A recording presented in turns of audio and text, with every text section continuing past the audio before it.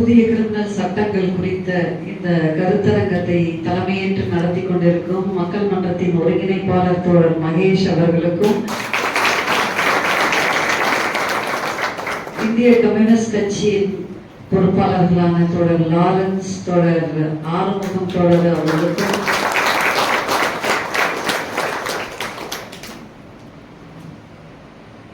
இங்க போய் ஏதாவது உருப்படியா பேசுவாங்கன்ற நம்பிக்கையில வேலூரிலிருந்து வந்திருக்கும் தோழர்களை, விடுதலை சிறுத்தைகள் கட்சியை சார்ந்த தோழர்கள் அஜித் மற்றும் பாண்டி அவர்களுக்கும், மக்கள் மன்றத்தின் மாநில, மாவட்ட, ஒன்றிய மற்றும் கிளை பொறுப்பாளர்கள் ஆகிய அத்தனை பேருக்கும் முதற்கண் எனது வணக்கத்தை தெரியப்படுத்திக் கொள்கிறேன்.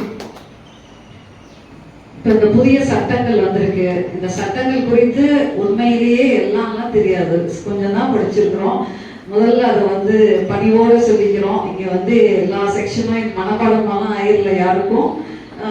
ஓரளவுக்கு நம்மை போன்ற செயல்பாட்டாளர்களுக்கு எதெல்லாம் பிரச்சனையா இருக்கும் அப்படின்ற கோணத்திலிருந்து ஒரு சில விஷயங்களை தான் நாங்க பார்த்திருக்கிறோம். அதை உங்களோடு பகிர வேண்டும். அந்த அத்தியாவசியத்தை உணர்ந்துதான் இந்த கருத்தரங்கத்தை ஏற்பாடு செய்திருக்கிறோம். தோழர்களே, தோழர்கள் அடிப்படையான சில கேள்விகளை வைத்தார்கள். ஆனா உண்மையிலேயே மிக அற்புதமான கேள்விகள். அது மாணிக்கமாக இருக்கட்டும், தோழர் சாந்தி தோழராக இருக்கட்டும், இங்கு இனியன் போன்றவர்கள் வைத்த கேள்விகள்.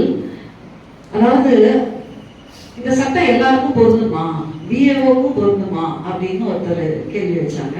இந்த சட்டம் இந்தியாவில் இருக்கிற அத்தனை பேருக்கும் பொருந்தும். அது சிட்டிசன்ஸ், குடிமக்கள் தான் எல்லாம் கிடையாது.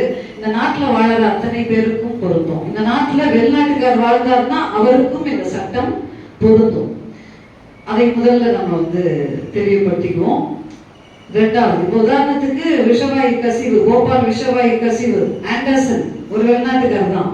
நான் ஆண்டர்சனுக்கும் இந்த சட்டம், கிரிமினல் சட்டங்கள் பொருந்தும். அவர் தப்பிச்சு ஓடினார், அது வேற விஷயம். ரெண்டாவது, அரசமைப்பு சட்டம்னா என்ன, இந்த கிரிமினல் சட்டங்கள்னா என்ன அப்படின்ற ஒரு கேள்வி வந்தது. அரசமைப்பு சட்டம் அது ஒரு தாய் சட்டம். இதர சட்டங்கள் அத்தனையும் குழந்தை சட்டங்கள் தான், செய் சட்டங்கள்.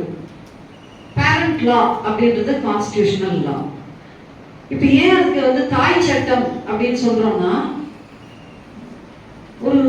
ஒரு ஜனநாயக அரசை, ஒரு சோசியலிச ஜனநாயக ஒரு அரசை நிறுவுவதற்காக அதுல எல்லா கொள்கைகள், கோட்பாடுகள் அதுல வரையறுக்கப்பட்டிருக்கு. அந்த வரையறைகளுக்கு உட்பட்டு தான் மற்ற எல்லா சட்டங்களும் இருக்கும். ஏதாவது ஒரு சட்டம் கான்ஸ்டிடியூஷனுக்கு பொருந்தாத வகையில் இருந்ததுன்னா நீதித்துறையினுடைய வேலை என்னன்னா, இந்த சட்டம் செல்லாது, இது அன்கான்ஸ்டிடியூஷனல், அதை என்ன பண்ணிடணும், ரத்து செய்யணும். உதாரணத்துக்கு சிஏஏ சட்டம் வந்தது. சிஏஏ சட்டம் என்ன சொன்னுச்சு, முஸ்லிம்களை ஒரு மாதிரியும் இந்துக்களை ஒரு மாதிரியும் வேறுபடுத்தி பாகுபடுத்தி பார்த்தது. அப்ப அதனாலதான் மிகப்பெரிய ஒரு போராட்டம் எழுந்தது. இந்த சட்டம் என்ன பண்ணுது, மக்களை பாகுபடுத்துது, மதத்தின் அடிப்படையில் இது பாகுபடுத்துது. ஆகையால் இந்த சட்டம் செல்லாது என உச்ச நீதிமன்றம் இதனை என்ன பண்ணணும், ரத்து பண்ணணும்னு அவ்வளோ போராட்டங்கள் நடந்தும் என்ன நடக்கல. அது அப்படியே என்ன பண்ணி வச்சிருக்கிறாங்க, நோட்டிபிகேஷன் கொடுக்காம வச்சிருக்கிறாங்க, அவ்வளவுதான். நோட்டிபிகேஷன் என்னன்னா, ஒரு சட்டம் வருதுன்னா முதல்ல அது லோக்சபா கீழவையில பாஸ் ஆகணும், அப்புறம் மேலவையில பாஸ் ஆகணும், அப்புறம் பிரசிடென்ட் கையெழுத்து போடணும். பிரசிடென்ட் கையெழுத்து போட்டதுக்கு அடுத்த கட்டமா இந்த மக்களுக்கு தெரிவிக்கணும், இப்படி ஒரு சட்டம் வந்திருக்கு அப்படின்னு சொல்லிட்டு அதை கெசட்ல நோட்டிஃபை பண்ணணும். செய்தித்தாள், அரசினுடைய செய்தித்தாளை தான் நம்ம கெசட் அப்படின்னு சொல்றோம். அந்த செய்தித்தாள்ல அறிவிப்பு செய்யணும். இதுதான் இதனுடைய ஸ்டெப்ஸ். அறிவிப்பு செய்த பிறகு நம்மளாம் என்ன சொல்ல முடியாது, எனக்கு இந்த சட்டம் வந்ததே தெரியாது அப்படின்னு நம்மளாம் தப்பிக்க முடியாது. ஏன்னா இதுல ஒரு முக்கியமானது, ignorance of law is no excuse. எனக்கு தெரியாதுன்னு யாரும் என்ன பண்ணிக்க முடியாது, இந்த தண்டனையிலிருந்து தப்பிக்க முடியாது. இன்னைக்கு ஹெல்மெட் போடணும்னு ஒரு சட்டம் வந்துருச்சுன்னா, எப்படியோ டிவிலயோ மற்ற பல்வேறு ஊடகங்கள் வாயிலா நம்ம அந்த சட்டத்தை என்ன பண்ணிக்கணும், தெரிஞ்சுக்கணும். தெரிஞ்சுக்கிட்டா அதுக்கப்புறம் ஹெல்மெட் போடாம 10,000 ஃபைன் போட்டாலும் நம்ம என்ன பண்ணணும், கட்டணும். அதுக்கு முன்னாடி மாதிரி நான் இன்னொரு விஷயத்தையும் நான் வந்து சொல்லணும்னு நினைக்கிறேன் தோழர்களே. அதாவது போக்சோ சட்டம் குறித்து விழிப்புணர்வு கூட்டங்கள் நிறைய நடத்தணும், மக்கள் பண்றோம். நம்ம மக்கள் என்ன நினைச்சாங்கன்னா, என்னமோ நம்மள வந்து பயமுறுத்துறாங்க, இவங்க பீதிய கிளப்புறாங்க, அதெல்லாம் ஒண்ணும் கிடையாது. சும்மா இந்த மக்கள் மன்றத்துக்கு வேலையே கிடையாது. நீ உள்ள போயிடுவ, அவ்வளவுதான், உனக்கு 7 வருஷ தண்டனை 10 வருஷ தண்டனைன்னு நம்மள வந்து காபராப்படுத்துறாங்க. இப்படியெல்லாம் நம் மக்களிடையே ஒரு பேச்சு, நம்மளை பார்த்தாலே ஓடுற அளவுக்கு ஒரு பயம் கூட வந்துச்சு. சரியா? அது போக்சோ சட்டத்துக்கு மட்டுமே இந்த நிலைமை. ஆனா இன்றைக்கு 3 பெரிய சட்டங்கள், ஐபிசி, சிஆர்பிசி, எவிடன்ஸ். அப்படின்னா என்ன? சட்டங்கள்ல 2ஆ பிரிக்கலாம். ஒன்று சாதா சட்டங்கள், இன்னொன்று சிறப்பு சட்டங்கள். இப்ப SC/ST சட்டம் ஒரு சிறப்பு சட்டம், போக்சோ சட்டம் சிறப்பு சட்டம், ஊழல் தடுப்பு சட்டம் ஒரு சிறப்பு சட்டம். ஜெயலலிதா அம்மா போனாங்க இல்லையா, அவங்க எந்த சட்டத்துல உள்ள போனாங்க?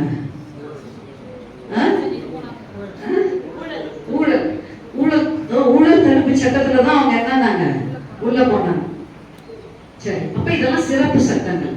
சாதா சட்டங்களுக்கும் சிறப்பு சட்டங்களுக்கும் உள்ள வேறுபாடு என்ன? இந்த தீவிரவாத தடுப்பு சட்டங்கள் இதெல்லாம் சிறப்பு சட்டங்கள். தடா கொடா ஊப்பா என்ன அப்படின்னா, ஒரு சாதா சட்டங்கள் இருக்கும் பொழுது அங்க ஒரு சிறப்பு சட்டம் வந்ததுன்னா அதுதான் செல்லும்.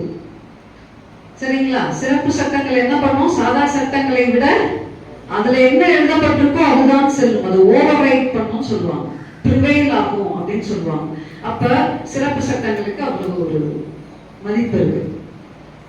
இப்ப நம்ம இங்க என்ன சொல்ல வரோம் அப்படின்னா, முக்கியமான இவங்க சொன்ன விஷயங்களே மீண்டும் நான் வந்து ஒரு முறை நினைவூட்டணும் உங்களுக்கு அப்படின்னு நினைக்கிறேன். சொன்ன விஷயங்கள்ல மிக ஆபத்தான கூறுகளை மட்டும் நான் வந்து சொல்லணும்னு நினைக்கிறேன்.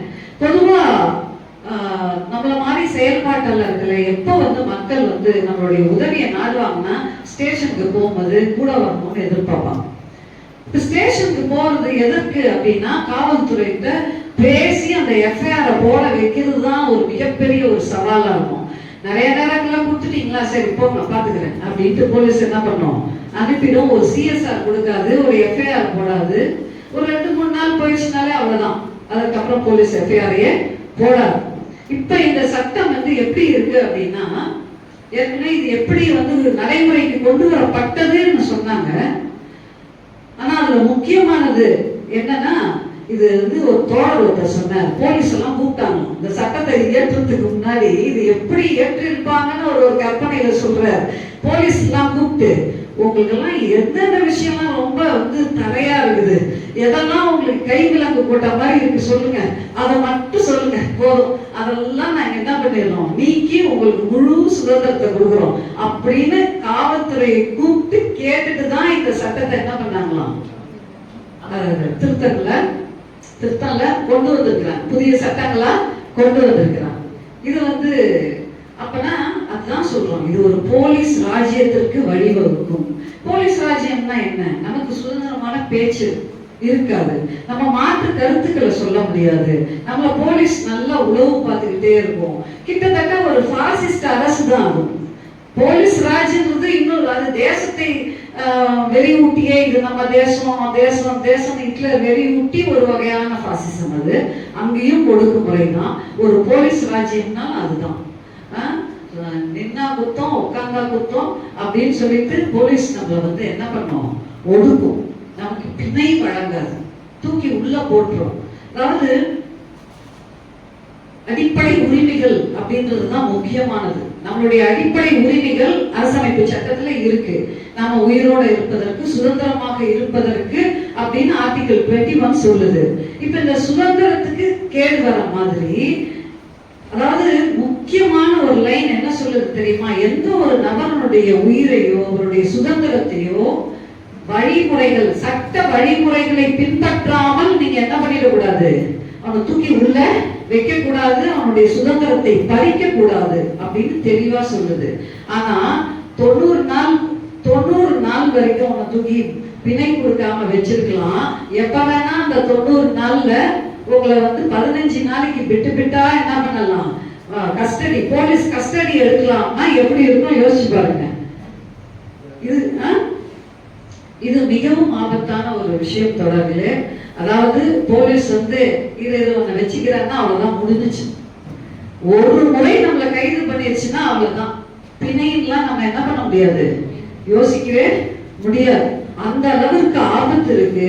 போலீஸ்கிட்ட கேட்போம், நான் ஒரு போலீஸ்கிட்ட எப்படி இருக்குப்பா சட்டங்கள்லாம், புதிய சட்டங்கள்லாம் வந்திருக்கு, அப்டேட் பண்ணிக்கிட்டீங்களா அவங்கள அப்படின்னு கேட்கணும். ஏன்னா நமக்கே ஒரு டைம் எடுக்குது இதை திருப்பி பார்க்கறதுக்கு அப்படின்னு கேட்டப்ப அதெல்லாம் ஒன்றும் பெரிய மேட்டர் இல்லை, ஈஸியா இருக்குது, நல்லா இருக்குதுன்னு ஒரு போலீஸ். ஓ அப்படியா அப்படின்னு நினைச்சுக்கிட்டோம். அப்ப அவங்க உள்ளுக்குள்ள பேசிக்குவாங்க, ரொம்ப சிறப்பான சட்டம்பா அப்படின்னு அவர்கள் நிச்சயமாக பேசி மகிழ்வார்கள் தோழர்களே. அடுத்து அதாவது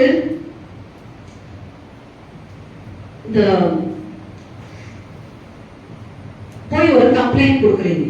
ஒரு கம்ப்ளைண்ட் கொடுத்தவன, அதாவது சிஆர்பிசியும் சரி லலிதா குமாரி வழக்கு என்கிற ஒரு உச்ச நீதிமன்ற வழக்கும் என்ன சொல்லுது அப்படின்னா, ஒரு பிடியாணை தேவைப்படாத ஒரு குற்றம் எனில் காக்னிசபிள் ஆஃபென்ஸ், பெரும் குற்றம் ஏதாவது ஒண்ணு நடந்திருக்குன்னா உடனடியாக என்ன பண்ணணும், காவல்துறை எஃப்ஐஆர் பதிவு பண்ணணும். First information report. ஃபர்ஸ்ட் இன்ஃபர்மேஷன்னா முதல்ல வர ஒரு தகவல், ஒரு குற்றம் குறித்து நீ அதை என்ன பண்ணிட்டு இருக்க கூடாது, விசாரிக்கலாம் கூடாது. நீ முதல்ல எஃப்ஐஆர் போடு. விசாரணை செய்வது யாருடைய வேலை, அது கோர்ட்டினுடைய வேலை, நீதித்துறையினுடைய வேலை. அது போலீஸ் வந்து என்ன பண்ணக்கூடாது, விசாரிக்க கூடாது. அதாவது ஒரு மிகப்பெரிய ஒரு அருமையான ஒரு வாக்கியம் உண்டு, லீகல் மேக்ஸிம் சொல்லுவாங்க. அது என்ன சொல்லுது, எப்பயுமே ஒரு பிரச்சனைனா ஒரு தரப்பை மட்டும் கேட்கக்கூடாது, ரெண்டு தரப்பையும் கூப்பிட்டு வச்சு, அது குற்றம் செய்தவரா இருந்தாலும் இந்த குற்றம் சாட்டப்பட்டவரையும் கூப்பிட்டு உட்கார வச்சுதான் என்ன பண்ணணும், இந்த விசாரணை நடத்தப்படணும். மக்கள் மன்றத்திலையும் அப்படிதான் நடத்துவோம், சரிங்களா? நீதிமன்றம் நடத்துதோ இல்லையோ, மக்கள் மன்றத்திலையும் இரு தரப்பையும் கூப்பிட்டு நியாயங்களை கேட்கணும், ரெண்டு தரப்பையும் கேட்கணும், காது கொடுத்து கேட்கணும். அதான் அதை வந்து என்ன சொல்லுவாங்கன்னா, ஹியரிங் தி அதர் சைட் ஆடி ஆல்கம் பாட்டன் அப்படின்னு சொல்லுவாங்க. இது ரொம்ப பிரபலமான ஒரு மேக்ஸிம். இத யார் செய்யணும்னா நீதிபதி மட்டும்தான் செய்யணும். இப்ப போலீஸ்காரன் அதை செய்ய போறோம், புரியுதா? அதாவது போலீஸ்காருக்கு அந்த வேலையே கிடையாது. அதனாலதான் கான்ஸ்டிடியூஷனுடைய பிரின்சிபல் என்ன சொல்லுதுன்னா, போலீஸ்காரனே வழக்கு போட்டு, போலீஸ்காரனே நம்மள ஜெயிலுக்கு அனுப்பிச்சு, போலீஸ்காரனே நமக்கு தண்டனை கொடுக்கறதுக்குலாம் அவருக்கு என்ன கிடையாது, அதிகாரம் கிடையாது. அதனாலதான் அதிகாரத்தை பிரித்து கொடுக்குறாங்க. செப்பரேஷன் ஆஃப் பவர்ஸ், பகிர்ந்து இல்ல, பிரித்து. என்ன பிரிவினை, சட்டம் இயற்றும் துறைன்னு ஒண்ணு இருக்கு இல்லையா, பார்லிமெண்ட். அவங்க என்ன பண்ணுவாங்க, சட்டத்தை இயற்றணும், அவ்வளவு, அது மட்டுமே அவர்களுடைய வேலை. ரெண்டாவதா இருக்கிற நிர்வாகம், அதுலதான் போலீஸ் வருது, அவர்களுடைய வேலை அந்த சட்டத்தை அமல்படுத்தணும்.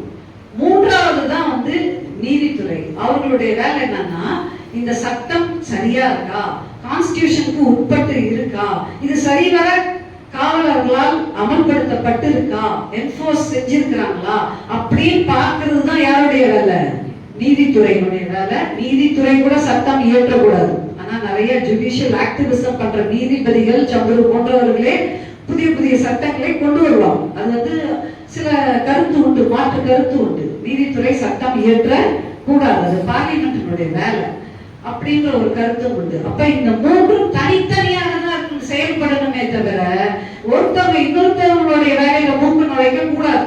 இது வந்து அடிப்படையான ஒரு கான்ஸ்டிடியூஷனல் பிரின்சிபல். இந்த பிரின்சிபலை ஃபாலோ பண்ணாம எல்லாத்தையும் உடைக்குது இந்த புதிய கிரிமினல் சட்டம்.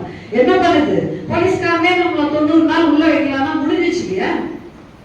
இப்ப சிறப்பு சட்டங்கள் சொல்லுவோம், அதாவது இந்த தீவிரவாத தடுப்பு சட்டங்கள், ஊப்பா சட்டத்துல என்ன பண்ணலாம், ஒரு சந்தேகத்தின் பேர்ல தூக்கி உள்ள வச்சு 6 மாசம் நமக்கு பிணை வழங்காம வச்சிருக்கலாம். 6 மாசம் உள்ள இருக்கு. ஸ்டான் சாமியாரை இன்னைக்கு நினைச்சு பார்க்கணும். 2 நாளைக்கு முன்னாடி அவருடைய நினைவு நாள் வந்தது. ஒரு வயதானவர், 80 வயது முதியவர். அவர் வந்து குற்றம் சாட்டப்பட்டிருந்தாரே தவிர அவர் என்ன கிடையாது, குற்றவாளி கிடையாது.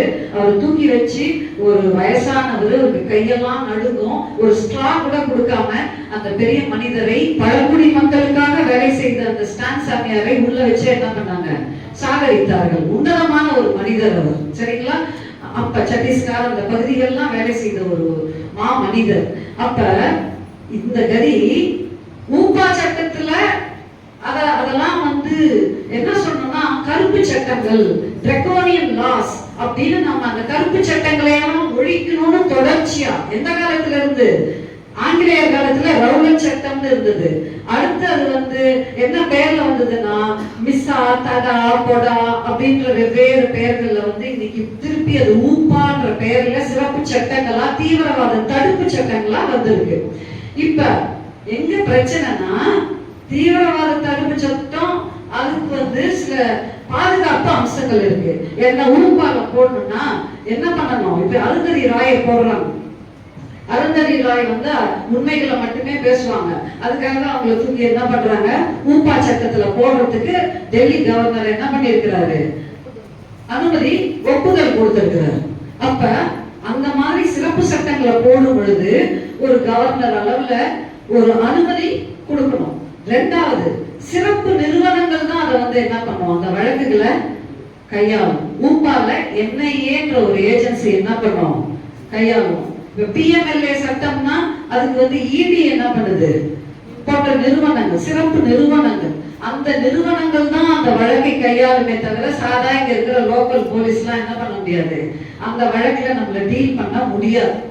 அது PMLA சட்டமா இருக்கட்டும், prevention of corruption act, Jayalalithaa அம்மாவை அந்த வழக்குல கைது பண்ணும்போது கவர்னர் அனுமதி கொடுக்கிறார். இப்படி அனுமதி பெற்றுதான் ஒரு வழக்கை என்ன பண்ணணும், இந்த மாதிரியான சிறப்பு சட்டங்கள்ல நம்மள உள்ள போடுறாங்கன்னா இவ்வளவு விஷயங்கள் தேவை. நமக்கு ஒரு பாதுகாப்பு இருக்கும்.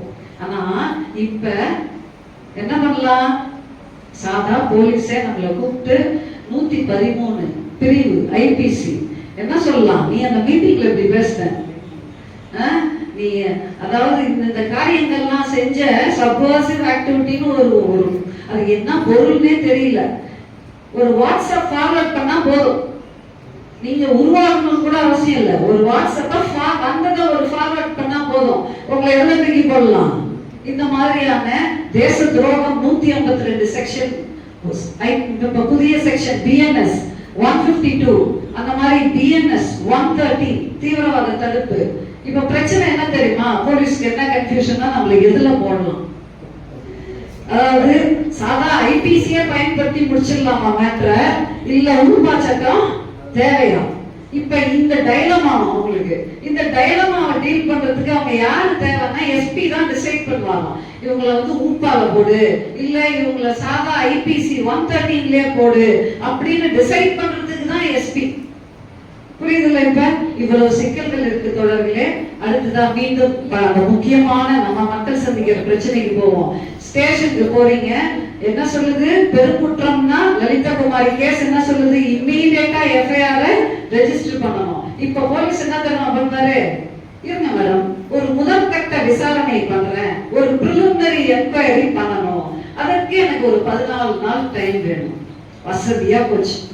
எதுக்கு, சாதாரணமாவே பஞ்சாயத்து நடக்கும் ஸ்டேஷன்ல ஒரு கேஸ் வந்தவனே மகிழ்ச்சி அடைஞ்சிடுவாங்க, சூப்பர் இதுக்கு இவ்வளவு வரும் நமக்கு அப்படின்னு என்ன பண்ணுவாங்க, ஒரு அமௌண்ட்டை பிக்ஸ் பண்ணிடுவாங்க எதிர் தரப்பட்ட இருந்து வாங்குறதுக்கு. இப்ப 14 நாள் டைம் கொடுத்தா என்ன ஆகும், பியூரா கரப்ஷனுக்கு வழிவகுக்கிற கட்ட பஞ்சாயத்துக்கு, சட்டபூர்வமான கட்ட பஞ்சாயத்துக்கு வழிவகுக்கிற ஒரு வாய்ப்பை இந்த சட்டம் என்ன பண்ணுது, காவல்துறைக்கு கொடுக்குது. அதனாலதான் நம்ம சொல்றோம், இதுவரைக்கும் இந்த அரசு எப்படி இருந்ததுன்னா ஒரு அதிகாரப்பூர்வமாக ஒரு போலீஸ் ராஜ்யமாக இருந்தது, டி ஃபேக்டோ போலீஸ் ஸ்டேட்டா இருந்தது. இப்ப அது என்னவா மாறுதுன்னா டி ஜுரே போலீஸ் ஸ்டேட். டி ஜுரேனா சட்டபூர்வமாகவே இது ஒரு போலீஸ் ராஜ்யமா மாறிடுச்சு அப்படின்றதுதான் இது உண்மை தொடர்களே. அது மட்டுமல்ல, DSP அனுமதி கொடுக்கணும். இதெல்லாம் எந்த மாதிரியான குற்றங்களுக்குன்றதையும் கூர்மையா கவனிக்கணும். பிளான்டா வச்சிருக்கான். அதாவது நீங்க ஒரு புகார் கொடுக்குறீங்க, அதில் இழைக்கப்படுற குற்றம் 3 ஆண்டுகளில் இருந்து 7 ஆண்டுகளுக்குள்ளாக தண்டனை வழங்கப்படக்கூடிய குற்றமாக இருக்கும் பட்சத்தில் 3 to 7 years அப்படி இருந்ததுன்னா அவன் கண்டிப்பா என்ன பண்ணணுமா, முதற்கட்ட விசாரணை DSP அனுமதி பெற்றுதான் அந்த FIR போடணும். இதை சிஆர்பிசி 173 சொல்லுது. சரிங்களா? இது இதுதான் எனக்கு எப்படி இருக்குன்னா, இனியெல்லாம் நம்ம எப்படி ஸ்டேஷன் போவோம், என்ன பண்ண போறோம், மக்கள் பரப்பாங்களே, எஃப்ஐஆர் போடலையான்னு கேட்பாங்களே, நாம் என்ன சொல்ல போறோம் மக்கள்கிட்ட, இது அப்படின்னு ஒரே யோசனையா இருக்கு தோழர்களே. இந்த சட்டம் சிறப்பான சட்டம். சிஜேஏ அதுக்குள்ள சொல்லிட்டாரு. தலைமை நீதிபதி, உச்ச நீதிமன்ற தலைமை நீதிபதி அவர் எவ்வளவு பொறுப்பா நடந்துக்கணும். அவர் அதற்குள் இந்த ஹோம் மினிஸ்ட்ரி, அந்த லா மினிஸ்ட்ரி கூட்டத்துல போய் உட்கார்ந்து சிறப்பான சட்டம் இது. இப்ப நம்ம எல்லாம் வழக்கு போடுவோம், ஏகப்பட்ட கம்ப்ளைண்ட்ஸ் இந்த புதிய கிரிமினல் சட்டங்கள் குறித்து அவர்கிட்டயே போகும். ஒரு வழக்கை டீல் பண்றாங்க, அது குறித்து கருத்தையே என்ன பண்ணக்கூடாது, சொல்லக்கூடாது. ஆனா இவர் ஆல்ரெடி என்ன பண்ணிட்டாரு, சிறப்பான சட்டம், இன்ஃப்ராஸ்ட்ரக்சர் மட்டும் டெவலப் பண்ணிட்டா போதும் அப்படின்னு அவர் சொன்னது ரொம்ப தப்பு. இந்திரா ஜெய்சிங் அழகா சொன்னாங்க, நான் சொல்ல முடியுமா, நீ ஆல்ரெடி கருத்து சொல்லிட்டீங்க, அதனால நீங்க என்ன பண்ண கூடாது, இந்த வழக்கை நீங்க பார்க்க கூடாது போங்க அப்படின்னு நான் அவர்கிட்ட போய் சொன்னா எவ்வளவு அசிங்கம். யூ ஷுட் ரெக்யூஸ் யுவர் செல்ஃப் அப்படின்ற வார்த்தை, ரெக்யூஸ்ன்ற ஒரு வார்த்தை இருக்கு. அதுல இருந்து என்ன பண்ணணும், அதாவது என்னுடைய நலன் அடங்கி இருக்குதுன்னா நான் அந்த வழக்கை என்ன பண்ணக்கூடாது, பார்க்க கூடாது. அந்த ஒரு நிலைக்கு இவ்வளவு சில நேரங்கள்ல ரொம்ப அறிவாளிகள் இப்படி எல்லாம் ஆயிடுறாங்களோ அப்படின்ற கவலை இருக்கு தோழர்களே. அடுத்ததாக இவர்கள் சொன்ன விஷயங்கள்ல மீண்டும் நான் நினைவூட்ட வேண்டிய சில விஷயங்கள் அப்படின்னா, கான்ஸ்டிடியூஷன் பிரின்சிபலை எங்க வயலேட் பண்றாங்கன்றத மட்டும் நான் குறிப்பா சொல்றேன். ஒரு லாக்அப் டெத் நடக்குது, யார் குற்றவாளி, போலீஸ். போலீஸ் குற்றவாளி, யார் விசாரிக்கணும், போலீஸே விசாரிக்க விடலாமா? போலீஸ் குற்றவாளியா இருக்கிற இடத்துல போலீஸே விசாரிக்க விட்டா அது நியாயமா? இல்ல. அப்ப அந்த நேரத்துலதான் நம்ம என்ன ஒரு போராட்டம் நடத்தி என்ன கோரிக்கை வைப்போம், ஒரு மேஜிஸ்ட்ரியல் இன்கொயரி வேணும், ஒரு நீதிபதி இதை விசாரிக்கணும்ன்றதுதான் நம்முடைய ஒரு முழக்கமா ஒரு கோரிக்கையா இருக்கும். ஆனா பக்குவமா அந்த வார்த்தையை எடுத்துட்டான். புதிய சட்டத்துல என்ன பண்ணிட்டான், அந்த வார்த்தையை எடுத்துட்டான். மீண்டும் உங்களுக்கு இந்த 3 சட்டங்கள்னா என்னன்றத சுருக்கமா சொல்றேன். அதாவது ஐபிசின்னு முன்னாடி எல்லாம் சொல்லுவோம் இல்லையா, ஐபிசினா என்னன்னா எதெல்லாம் குற்றங்கள், அந்த குற்றங்களுக்கு என்னென்ன தண்டனைகள் அப்படின்னு சொல்றதுதான் ஐபிசி, இந்திய தண்டனை சட்டம். அதற்கு இப்ப புதிய பெயர் பிஎன்எஸ், பாரதிய நியாய சங்கீதா. அடுத்து சிஆர்பிசின்னு முன்னாடி ஒன்று சொல்லுவோம். அந்த சிஆர்பிசினா என்ன அப்படின்னா, ஒரு விசாரணை எப்படி நடத்தணும், ஒரு விசாரணையை எப்படி நடத்தணும்ன்ற வழிமுறையை சொல்வதுதான் சிஆர்பிசி. அது இப்ப பிஎன்எஸ்எஸ். சரிங்களா? பாரதிய நகரின் சுரக்ஷா சங்கீதா. மூணாவது சட்டம் என்னன்னா சாட்சிய சட்டம், இந்தியன் எவிடன்ஸ் ஆக்ட். இந்த இந்தியன் எவிடன்ஸ் ஆக்ட்ன்றது இப்ப இந்திய சாட்சிய ஆதினியம் அப்படின்னு ஒரு பேர்ல வந்திருக்கு. இந்த எவ்வளவு திருத்தங்கள் ஆல்ரெடி சொன்னாங்க. இந்திய சாட்சிய சட்டத்துல எல்லாம் 1% தான் திருத்தி இருக்கிறாங்க, ஒரே % தான் மாற்றம், வேற ஒண்ணுமே இல்லை. அதுதான் சொன்னா மேல சொன்னா அது விஷம் போன்ற மாற்றங்கள். அது எப்படி ஒரு துளி விஷத்தை கலந்துட்டா போதும், ஒட்டுமொத்த பாவம் என்ன ஆயிடும், ஆமா பாழா போயிடும். அந்த மாதிரி அவர்கள் ரொம்ப சதித்திட்டத்தோடு தான் இந்த காரியத்தை செய்திருக்கிறார்கள் தோழர்களே. ஏதோ சட்டமே தெரியாதவர்கள் எழுதியிருக்கிறாங்க, ஏதோ பேருக்காக எழுதியிருக்கிறாங்க, அதெல்லாம் இல்ல, திட்டமிட்டு செய்யப்பட்டிருக்கு அப்படின்றது ரொம்ப முக்கியமானது. ரெண்டாவது, இப்போ இந்த சட்டம் என்ன சொல்லுது, கான்ஸ்டிடியூஷன் பிரின்சிபல் என்ன சொல்லுதுன்னா, என் மீது ஒரு குற்றம் சாட்டுறீங்க, என் மேல ஒரு குற்றம் சாட்டுறீங்கன்னா என்னுடைய முன்னிலையில தான் விசாரணை நடக்குது. உண்மையா இல்லையா? நான் இல்லாம விசாரிச்சா எப்படிங்க, நீங்களா ஒரு தீர்ப்பு வழங்கினா என்ன அப்படின்னு கேட்போம் இல்லையா? என்ன வச்சுக்கிட்டு கேட்டீங்களாங்க நீங்க? நான் என் தரப்ப சொல்லணும்ல, என்ன தற்காத்துக் கொள்வதற்கு எனக்கு உரிமையை வழங்கணும்ல அப்படின்றது தானே ஒரு சாதாரண மனிதனுடைய ஒரு வேண்டுதலாகவும் இருக்கும். அப்ப ஆனா இப்ப வர அந்த நடைமுறை என்ன சொல்லுது அப்படின்னா, பிஎன்எஸ்எஸ் என்ன சொல்லுது அப்படின்னா, இப்ப உதாரணத்துக்கு ஒரு கேஸ் போட்டாங்க, அதுல ஒரு 5 அக்யூஸ்டு, ஒரு 2 அக்யூஸ்ட் அப்ஸ்காண்டிங். நிறைய வழக்குல நடக்கும். இப்பதான் என்ன பண்ணுவாங்கன்னா அப்ஸ்காண்டிங் ஆன ஆட்களை விட்டுட்டு மற்ற 3 பேரை மட்டும் வச்சு ட்ரையல் நடத்துவாங்க. இப்ப இந்த சட்டம் என்ன சொல்லுது அப்படின்னா அவங்களுக்கும் சேர்த்து நடத்துது. யாரு தலைமறைவாயி இல்ல இல்லாதவங்களுக்கும் சேர்த்து நீ என்ன பண்ணிடு. அவங்க இப்ப உதாரணத்துக்கு நான் வெளிநாட்டு கூட போயிருக்கலாம், ஒரு எனக்கு சம்மன்ஸ் கிடைக்காம இருந்திருக்கலாம். நான் வந்து வேலூர்லாம் அப்ஸ்காண்ட் ஆகல, எனக்கு சம்மன்ஸ் கிடைக்கல, நான் வந்து வெளிநாட்டுக்கு போயிருக்கிறேன். பார்த்தா எனக்கு இங்க என்ன வந்திருக்கும், விசாரணை முடித்து தீர்ப்பு வழங்கி எனக்கு தண்டனையே கொடுத்திருப்பாங்க. அவ்வளவு ஆபத்தானது. அப்ப ஒரு அக்யூஸ்டுக்கு என்ன பண்ணணும், என்ன அடிப்படை உரிமை இருக்குன்னா அவங்களையும் கேட்கணும், அவங்க தரப்பை கேட்கணும். அந்த வாய்ப்பை மறுக்கிறது இந்த புதிய BNSS. அடுத்ததா இப்போ புதுசா ஒரு வார்த்தை எடுத்துக்கிறாங்க. இந்த நாட்டினுடைய சமூக கட்டமைப்பு, இதனுடைய பொருளாதார நலனுக்கு சேதம் வைக்கிற வகையில எதுவும் இருக்கக்கூடாது. பொருளாதார நலன், அதுதான் முதலாளித்துவ சட்டம்னு சொல்றோம். இந்த கான்ஸ்டிடியூஷனை பெரியார் ஏன் எதிர்த்தாரு? இது தனி உடைமையை பாதுகாக்குது. அதனாலதான் அவர் கோவப்பட்டார். இந்த ஒரு விஷயத்துக்காக தான் அவர் என்ன பண்ணாரு, சாதியை பாதுகாக்கிறது, இது வந்து சொத்தை பாதுகாக்கிறது, தனியாருடைய சொத்தை பாதுகாக்குது. இந்த 2 காரணத்துக்காக தான் வந்து இதை எதிர்த்தார்.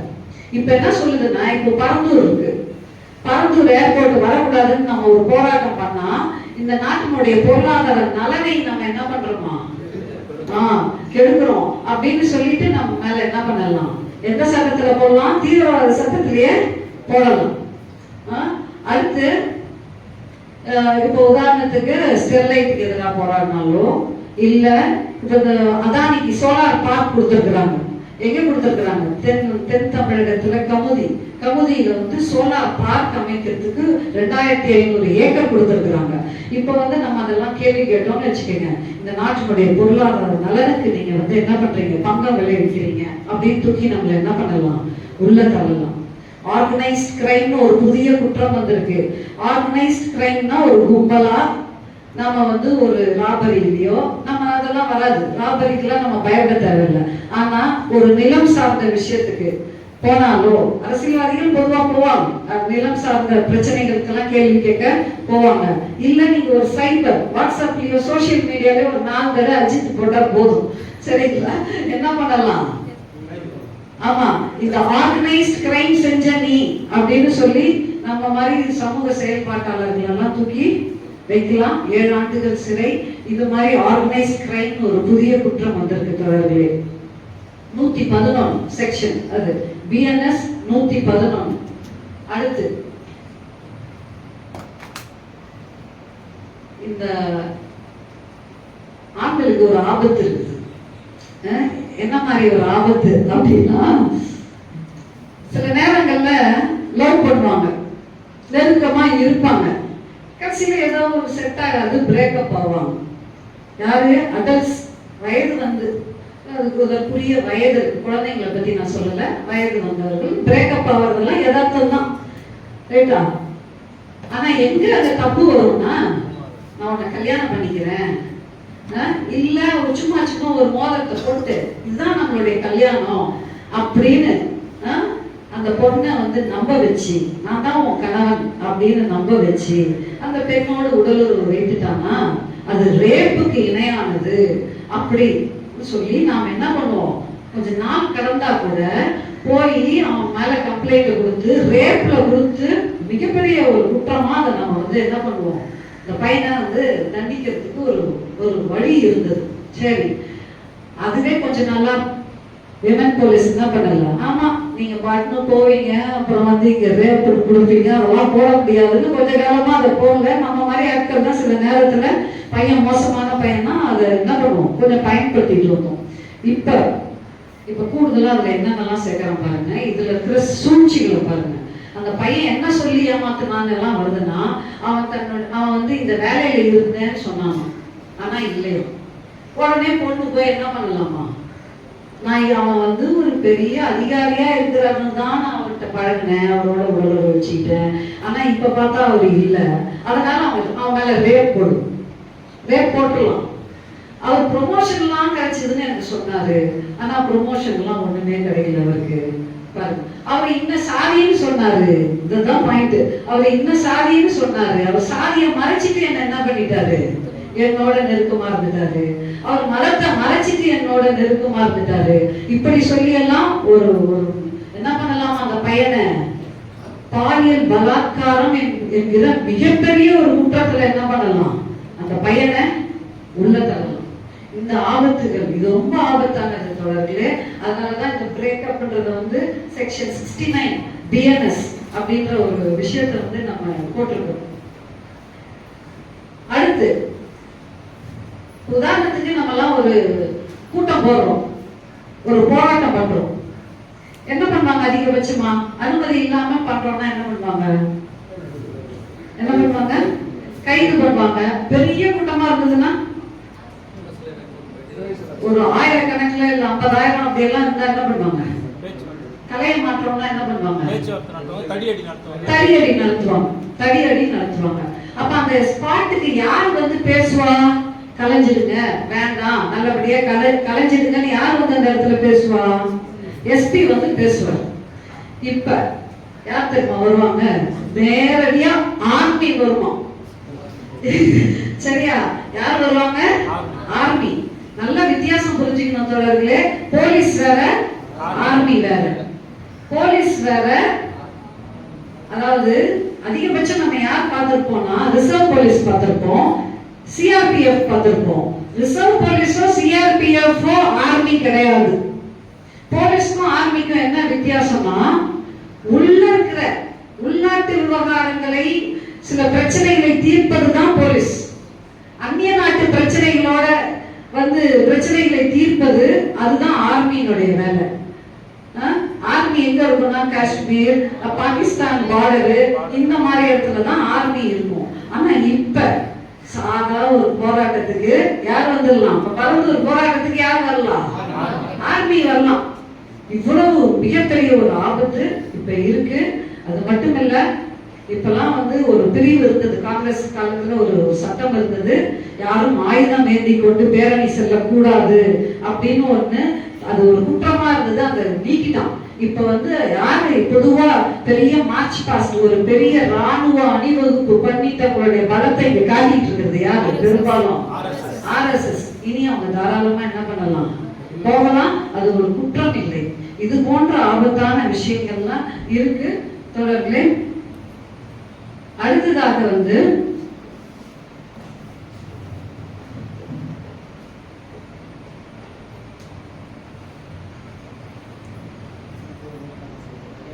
நாம் என்ன மாதிரி சீர்திருத்தங்களை கேட்டோம், ஆனா அந்த திருத்தங்கள்லாம் வந்திருக்கா?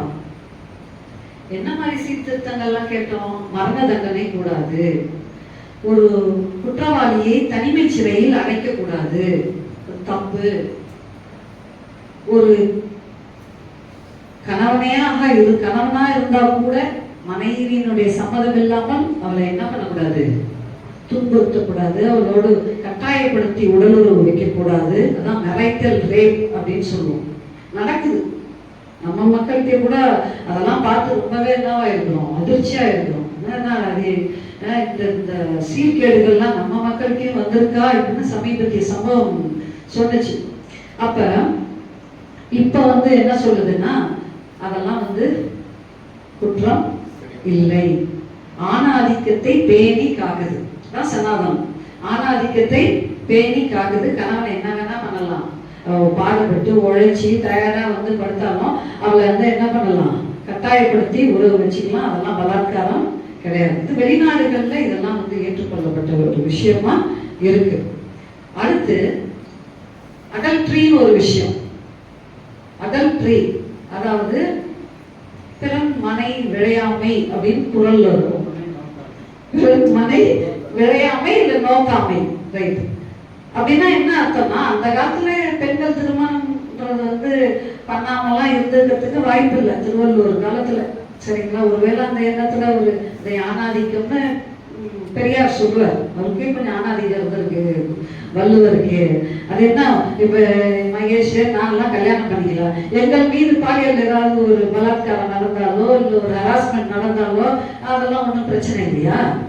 அதாவது இன்னொருத்த கல்யாணம் ஆனவன், அதாவது இந்த அடல்ட்ரின்றது என்ன சொல்லுதுன்னா, ஒரு கல்யாணம் ஆன பெண்ணோட உடல் உறவு வச்சுக்க கூடாது அப்படின்னு சொல்லுது. ஆனா இப்ப என்ன சொல்லுது, அது குற்றம்னு சொல்லுது.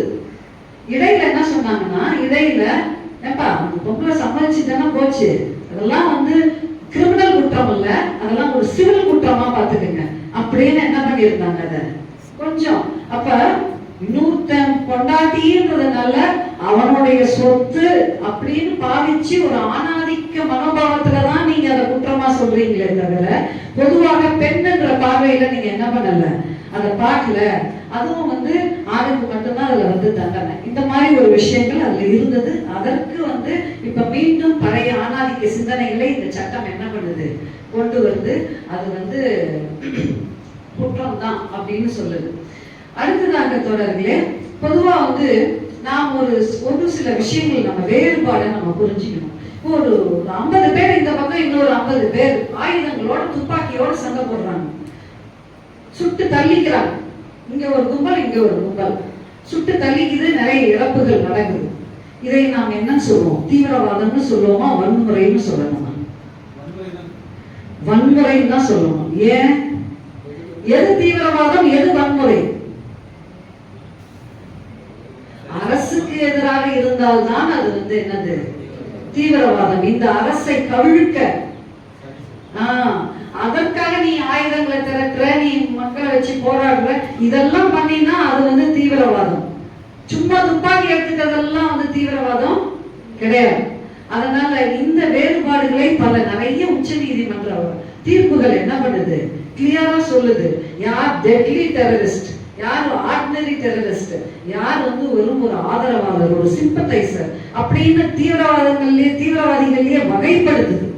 இப்ப இவ்வளவு இருக்கும் பொழுது சாதாரணமா நான் ஒரு போராட்டம் பண்ணாலே நான் தூக்கி நீ உன்னுடைய பேச்சினாலேயோ இல்லை உன்னுடைய சோசியல் மீடியா ஆக்டிவிட்டினாலேயோ உன்னை நான் தீவிரவாதின்னு உள்ள வைப்பேன்னு சொன்னா அது எவ்வளவு பெரிய ஆபத்து. இதைதான் நம்ம சொல்றோம் தொடர்களே. அடுத்ததாக மாப் லிஞ்சிங் அப்படின்னு சொன்னாங்க இல்லையா, அது ஒண்ணுமே பெருசா அதுல எந்த ஆதாயமும் இல்லை. ஒரு 5 பேருக்கு மேல போய் ஒரு தலித்தையோ ஒரு முஸ்லிமையோ ஒரு மாடு வச்சிருந்தாரு, அதை சித்திரவதை செய்யறாரு அப்படின்னு சொல்லிட்டு என்ன பண்றாங்க, ஃப்ரிட்ஜ்ல மாட்டுக்கறி வச்சிருந்தாரு அப்படின்னு சொல்லிட்டு அக்கிலக்க என்ன பண்ணாங்க, அடிச்சே கொண்டாங்க. அடிச்சே கொள்றது சமீப காலமா பிஜேபி வந்ததுக்கு அப்புறம் நடக்கிற ஒரு விஷயம், கும்பல் படுகொலை. இதுல வேற இன்னும் இல்ல, நாங்க ஒரு புதிய குற்றத்தை எடுத்துட்டு வந்துட்டோம், அதுக்கு தண்டனை, பெரிய தண்டனை, 7 வருஷம் தண்டனை கொடுக்குறோம் அப்படின்லாம் சொல்றாங்களே தவிர, அந்த முறைப்படி என்ன பண்ணிருக்கிறோம் அப்படின்னு ஒரு நீதி வழக்கறிஞர்கள் என்ன சொல்றாங்க அப்படின்னா, உதாரணத்துக்கு சில அனுமானங்களை வைக்கணும், பிரசம்ஷன்ஸ் சொல்லுவாங்க. அனுமானங்கள்னா என்ன, ஒரு கல்யாணம் ஆன 7 வருஷத்துக்குள்ள ஒரு பெண் சாவரா, உடனே என்ன பண்ணுவோம், இது டவுரி டெத்தா இருக்கும், கண்டிப்பா இதுக்கு என்ன பண்ணணும், விசாரிக்கணும், ஆர்டிஓ விசாரிக்கணும் அப்படின்னு நம்ம என்ன பண்றோம், அது விசாரணை நடக்குது. இங்க அந்த மாதிரி எந்த அனுமானங்களும் கிடையாது.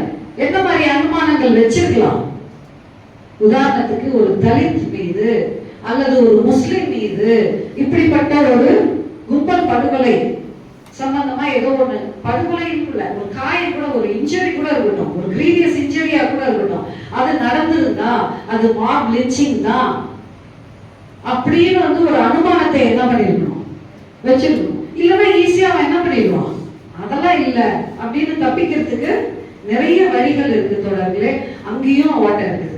அப்ப அவன் கொண்டு வந்திருக்கிறான் சில புதிய அம்சங்கள், சொன்னாலும் அதிலும் தப்பிக்கிறதுக்கு நிறைய வழிமுறைகள் இருக்கு. அடுத்து பொதுவா ஒரு டெத் நடக்குது, நம்ம என்ன பண்ணுவோம்னா அந்த சாம்பிள் எடுத்து ஹைதராபாத்துக்கு விஸ்ரா ரிப்போர்ட் வாங்கறதுக்காக அனுப்புவாங்க. அது வந்து என்ன ஆகும்னா விஸ்ரா ரிப்போர்ட் வருதுன்னு பல மாதங்கள் என்ன ஆயிடும், அந்த அந்த வேகம்லாம் போயிடும். கோவப்பட்டவங்களாம் என்ன ஆயிடுவாங்க, அந்த வழக்கையே மறந்து போயிடுவாங்க. அந்த அளவுக்கு தான் இங்க நிலைமை இருக்கு. அந்த விசரா ரிப்போர்ட்ன்றது அந்த லேப்ல டெஸ்ட் பண்ணுவாங்க. உறுப்புகளை என்ன பண்ணுவாங்க, இதுல பாய்சன் கலந்துருக்கா இல்ல என்ன நடந்திருக்கு உண்மையில் சொல்லிட்டு பார்ப்பாங்க. இப்ப எந்த லேபோ ஃபாரன்சிக் எக்ஸ்பர்ட்ஸோ தடயவியல் நிபுணர்களோ எந்த ஒரு அரசு என்ன பண்ணல, கூட்டல. அதற்கான வழிவகைகள் இன்ஃப்ராஸ்ட்ரக்சர் எதையும் கட்டமைப்பை ஏற்படுத்தல. ஆனா என்ன சொல்லுது, 7 வருஷத்துக்கு மேல ஒரு குற்றம் இருந்ததுன்னா கண்டிப்பா அந்த சாட்சியத்தை கலெக்ட் பண்றதுக்கு ஒரு ஃபாரன்சிக் எக்ஸ்பர்ட் இருக்கணும் அப்படின்னு சொல்லுது. எங்க இருக்கிறார் ஃபாரன்சிக் எக்ஸ்பர்ட்? ஃபாரன்சிக் எக்ஸ்பர்ட்டே இல்ல. இன்னொரு கூடுதல் சலுகை கொடுத்திருக்கு. 5 வருஷத்துக்குள்ள மாநில அரசு அதை என்ன பண்ணணுமா, ஃபாரன்சிக் எக்ஸ்பர்ட்ஸை ரெடி பண்ணணுமா. இது இப்ப அப்ப அதுக்குள்ள நடந்தா என்ன ஆகும்? இப்படி பல்வேறு ஓட்டைகள் இருக்கு தோழர்களே. அது மட்டும் இல்ல, இப்ப நீங்க போய் பாருங்க, எஃப்ஐஆர் வியூ அப்படின்னு ஒரு ஆப்ஷன் இருக்கு இல்லையா, ஆன்லைன்லயே போய் நம்ம எஃப்ஐஆர் பார்க்கலாம் இல்லையா. அப்ப நான் இப்ப ஒரு வாரமா பார்த்தா ஒரு எஃப்ஐஆர் வரல, அப்லோட் ஆகல. ஏன்னா அவன் இன்னும் என்ன பண்ணிக்கல, ஜூலை 1 என்ன தேதி, இந்த தேதி வரைக்கும் அவன் வந்து அந்த சிஸ்டம்ல என்ன பண்ணிக்கல, இந்த புதிய சட்டத்துக்கு ஏற்றாற்போல் எந்த அப்டேட்ஸும் காவல் நிலையங்கள்ல நடக்கல. வெறும்னே வச்சிருப்பான் போல இருக்கு. 294 இப்போ 296 மாறிடுச்சு. இவ்வளவுதான் போலீஸ்க்கு உண்மையில் தெரிஞ்ச விஷயமா இருக்கும். நம்ம தான் போய் அவங்களுக்கு என்ன பண்ணணும், ஆமா கிளாஸ் எடுக்கணும் அப்படின்றது ஒரு விஷயம். அது அதை தாண்டி தோழர்களே, திருநங்கைகளுக்கு பாதுகாப்பு இல்லை. இந்த புதிய சட்டத்துல திருநங்கைகளுக்கு பாதுகாப்பு கிடையாது. அதாவது ஒரு ஆண் இன்னொரு ஆணுக்கு ஏதாவது பாலியல் தொல்லை கொடுத்தாலோ, ஒரு திருநங்கைக்கு பாலியல் தொல்லை கொடுத்தாலோ அதெல்லாம் குற்றமே இல்லை அப்படின்னு இந்த புதிய சட்டம் 377 அதை டோட்டலா என்ன பண்ணிட்டாங்க, அதை நீக்கிட்டாங்க. அதை வந்து நீக்கும் பொழுது முன்னாடி என்ன சொன்னாங்கன்னா, நீக்குங்க அன்நேச்சுரல் அஃபென்ஸ்ன்றதை நீக்குங்க, தப்பு கிடையாது. ஆனா இந்த பாதுகாப்பு இருக்கணும். கன்சென்ட்டோட நடந்தா பிரச்சனை இல்லை. கன்சென்ட் இல்லாமல் ஒரு திருநங்கையை போய் ஏதோ ஒண்ணு பண்றாங்கன்னா கண்டிப்பா அவங்களுக்கும் இந்த பாதுகாப்பை கொடுக்கணும் அப்படின்னாங்க. அது இப்ப இல்லாமல் போயிடுச்சு. அந்த மாதிரி வந்து ஏகப்பட்ட வழக்குகள், 83,000 வழக்குகள் இப்ப உச்ச நீதிமன்றத்துல நிலுவையில இருக்கு. இப்ப என்ன பிரச்சனை வரும்னா, ஒரு ஏற்கனவே பணக்காரவங்க என்ன பண்ணுவாங்கன்னா மேல்முறையீடுன்னு போயிட்டே இருப்பாங்க, ஏழையை போட்டு வாட்டி எடுப்பாங்க. இப்ப என்ன சொல்லுவாங்கன்னா, ஏன் எனக்கு வந்து புதிய இந்த சிஆர்பிசியை பயன்படுத்தாம எதுக்கு பழைய சிஆர்பிசி பயன்படுத்துறீங்கன்னு ஒண்ணு கேள்வி கேட்பாங்க. ஏதேதோ பல்வேறு காரணங்களை கொண்டு இந்த வழக்குகள் மேல்முறையீடு என்ன தேர்வோம், நான் இந்த தீர்ப்பை ஏற்றுக்க மாட்டேன் அப்படின்னு ஏகப்பட்ட வழக்குகள் இப்ப என்ன ஆகும், கூடும். இதை எப்படி சமாளிப்பாங்க அப்படின்னு தெரியல தோழர்களே. இவைதான் முக்கியமான விஷயங்கள்.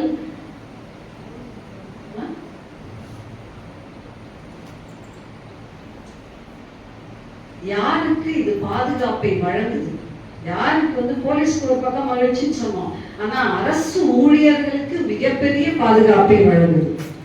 அரசு ஊழியர் மேல நீ வழக்கு போடணும்னா ஃபர்ஸ்ட் என்ன பண்ணணும், அந்த அரசு ஊழியர்த்தையும் ஒரு கருத்து கேட்கணும், ஒரு கவுண்டர் வாங்கணுமா. நீ என்னப்பா நினைக்கிற, நம்ம கூட போய் குப்பத்தான் மேட்டூர்ல போட்டோம், ஒரு 2 மிலிட்டரி ஆபீசர் மேல போட்டோம், ஞாபகம் இருக்கா. இந்த மாதிரி ஒரு அரசு ஊழியர் மேல ஒரு வழக்கு போடுறோம்னா ஃபர்ஸ்ட் அவர்கிட்ட கருத்து கேட்கணுமா போலீஸ், அடுத்து அவங்களுடைய சீனியர்கிட்ட என்ன பண்ணணுமா, நீ என்னப்பா நினைக்கிற, உங்க அவ்வளவு மோசமா அப்படின்னு வந்து சீனியர் வந்து என்ன பண்ண, சீனியர்கிட்ட போலீஸ் கேட்கணுமா. சீனியர் என்ன சொல்லுவாரு சபார்டினேட் பத்தி, ஐயோ அவர் ரொம்ப நல்லவருங்க வல்லவருங்கன்னா என்ன பண்ணுவாரு சொல்லுவாரு. அப்ப அரசு ஊழியர்கள் மேல இனி என்னவே பண்ண முடியாது.